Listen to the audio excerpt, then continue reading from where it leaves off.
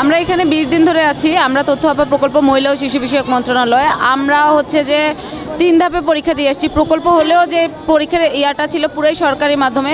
সরকারি পরীক্ষায় যে স্থায়ী পদে যেভাবে নিয়োগ হয় সেভাবেই আমরা হচ্ছে যে রিটেন পরীক্ষা দিয়েছি, আমরা হচ্ছে যে প্র্যাকটিক্যাল দিয়েছি, আমরা ভাইভা দিয়েছি, আমাদের পুলিশ ভেরিফিকেশন হয়েছে, আমাদের মেডিকেল টেস্ট হয়েছে, তারপরে আমরা প্রকল্পে নিয়োগ পেয়েছি। আমরা সারা বাংলাদেশে 492টি উপজেলায় আছি। 492টি উপজেলায় হচ্ছে যে আমরা সারা বাংলাদেশে আছি। তো এখন হচ্ছে যে আমরা কিন্তু সবাই এখানে হচ্ছে যে অনার্স মাস্টার্স করার যোগ্যতা সম্পন্ন লোক। আমাদের প্রকল্পের যেই ডিপিপির আন্ডারে হচ্ছে যে চলে একটা প্রকল্প, ওই ডিপিপিতে লেখা ছিল যে প্রকল্পের মেয়াদ শেষে রাজস্বকরণ করা হবে। আমরা সেই রাজস্বকরণের দাবিতে আমরা এখানে বসেছি। আমাদের 2022 সালে প্রকল্পের মেয়াদ শেষ হয়। আমরা সেই আওয়ামী লীগ সরকারের আমলে হচ্ছে যে আমরা বঞ্চিত হয়েছি। এই বর্তমান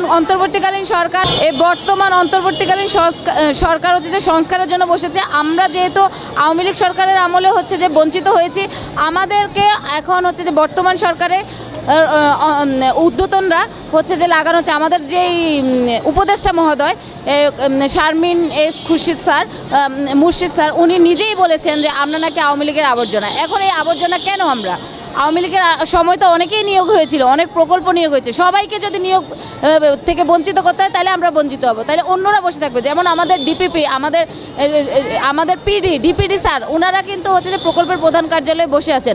ওনাদের সাথে আমাদের উপদেষ্টা মহোদয় চা খায়, হ্যাঁ উঠবোস করে। তাহলে আমরা কীভাবে আওয়ামী লীগের দোষরে? যারা এই প্রকল্প আনে তারা কিন্তু ঠিকই বসে আছে।